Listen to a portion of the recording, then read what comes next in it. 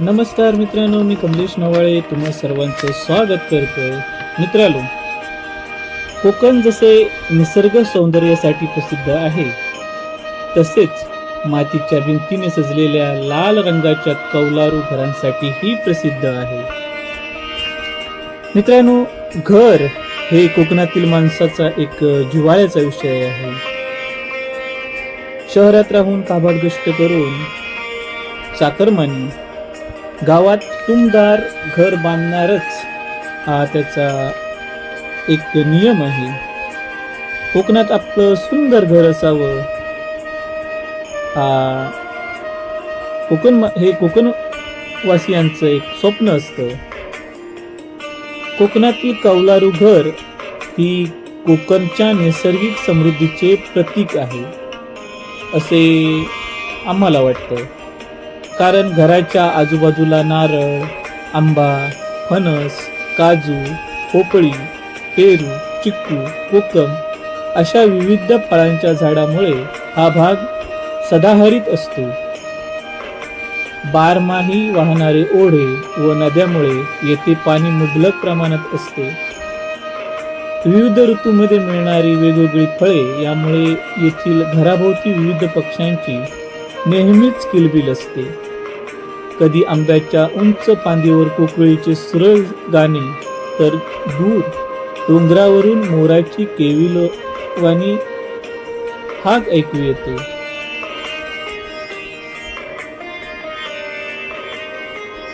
समुद्र किनाऱ्यावरील घरांच्या मागे या फळांच्या बागा म्हणजे वाडी असते. नारळ पोपळीची आगारे येथे नेहमीच गारवा अनुभवता येतो. अंगणाच्या बांधावर किंवा कुंपणाजवळ जास्वंद, चाफा, मोगरा, गुलाब, पारिजात अशा विविध फुलांचा ताटवा पाहायला मिळत असतो.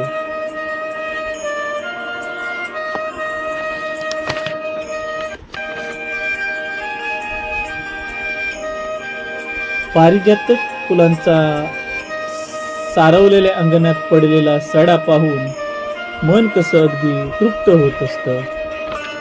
मोगरा, गुलाब, चाफा, पारिजात यांच्या मनमोहक सुगंधाने घराभोवतीचा परिसर सदैव प्रफुल्लित व उत्साही असतो.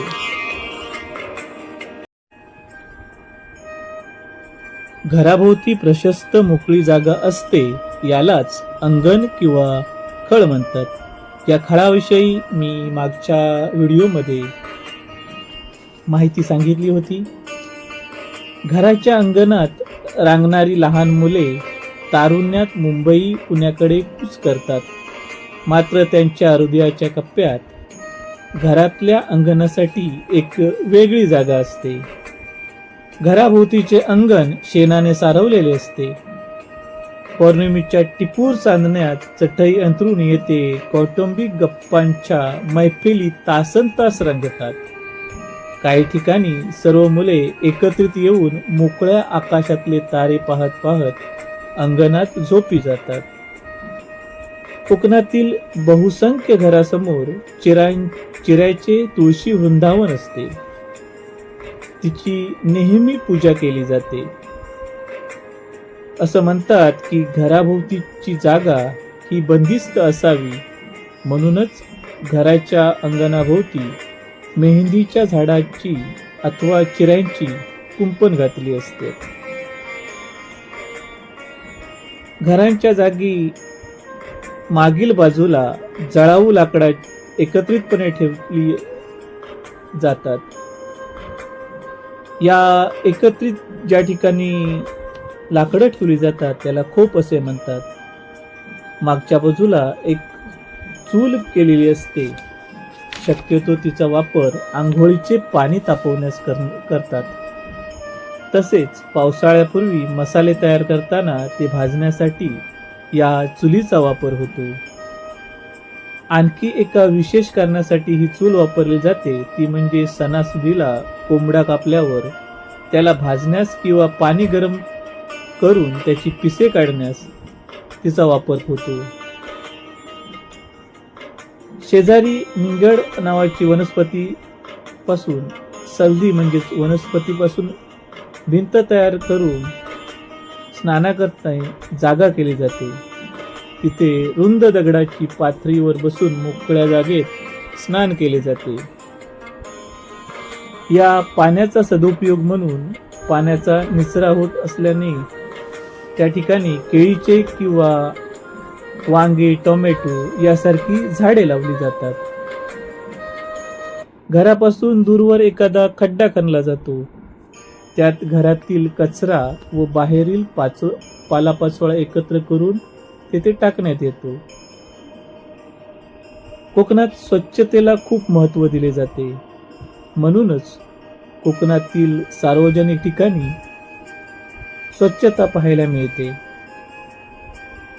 कोकणातील घराच्या बांधकामासाठी नैसर्गिक साधन संपत्तीचा वापर केला गेलेला आढळण्यात येतो.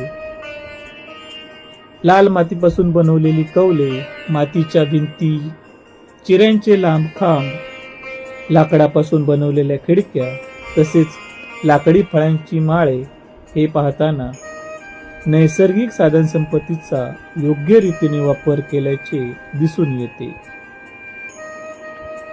मुख्य दरवाजातून आपण प्रवेश करतो त्याला पडवी म्हणतात. या पडवीच्या एका दिशेला झोपाळा बांधलेला असतो तर दुसरीकडे गायीच्या वासराला बांधण्याची खुंटी असते. प्राण्याला आपण आपल्या घरात स्थान देतो यावरूनच कोकणी माणसाचे प्रेमळपणा दिसून येत असतो. पुढे 2 पायऱ्यावर ओटी असते. इथे शक्यतो महापुरुषांचे व पूर्वजांचे फोटो भिंतीवर लावलेले दिसतात. मातीच्या भिंतीत विविध वस्तू ठेवण्यासाठी साना असतो. भिंतीमध्ये विशिष्ट प्रकारे कोरीव काम करून त्यासाठी साण्यासाठी जागा केली जाते. पूर्वी यात मौल्यवान वस्तू ठेवल्या जात असत. ओट्याच्या उजवीकडे व डावीकडे झोपण्यासाठी खोली असते. त्याला खण म्हणतात. काही घरामध्ये देवघरही आढळते. घराच्या मागच्या बाजूला पडवी असते. या पडवीत स्वयंपाक बनवण्यासाठी जागा असते, जिथे चुलीवर सुग्रास स्वयंपाक तयार केला जातो. घराच्या ओट्या पडवीत कुटुंबासह एकत्रित भोजन केले जाते. हीच कोकणी माणसांची श्रीमंती होय. कोकणातील घरातील जमीन शेणाने सारवलेली असते. कोकणात 4 पाकी घरासह दुमजलीही घरे पाहायला मिळतात. वाड्या वस्तीच्या ठिकाणी घरे दाटी वाटीने दिसत असतात. उंच डोंगरावरून घरे पाहताना मनमोहक दृश्य दिसते.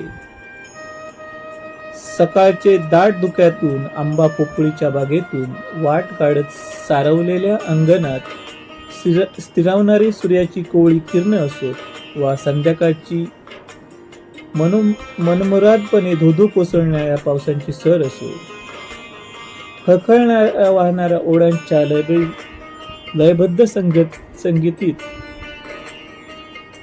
या माझ्या कोकणच्या घराची शान अगदी दिसून येत असते. मित्रांनो, या निसर्ग सौंदर्याने नटलेल्या कोकणामुळेच या घरांना सुंदर असं स्वरूप प्राप्त झालं आहे. ही टुमदार घरे या व्हिडिओच्या माध्यमातून तुम्ही पाहतच आहात ती कशी असतात. ही अतिशय सुंदर दिसणाऱ्या घरामध्ये प्रत्यक्षात राहायला किती सुंदर वाटत असेल याचा अनुभव तुम्हाला हा व्हिडिओ पाहताना येत असेल. तर मित्रांनो, हा होता व्हिडिओ खास तुमच्यासाठी. कोकणातील घरं म्हणून प्रसिद्ध असलेली ही घरं आणि काही फोटो खास तुमच्यासाठी. तर मित्रांनो, तुम्हाला हे तुमचं घर आठवलं तर नक्की लाईक करा, शेअर करा, सबस्क्राईब करा. परत भेटूया एका नवीन व्हिडिओमध्ये.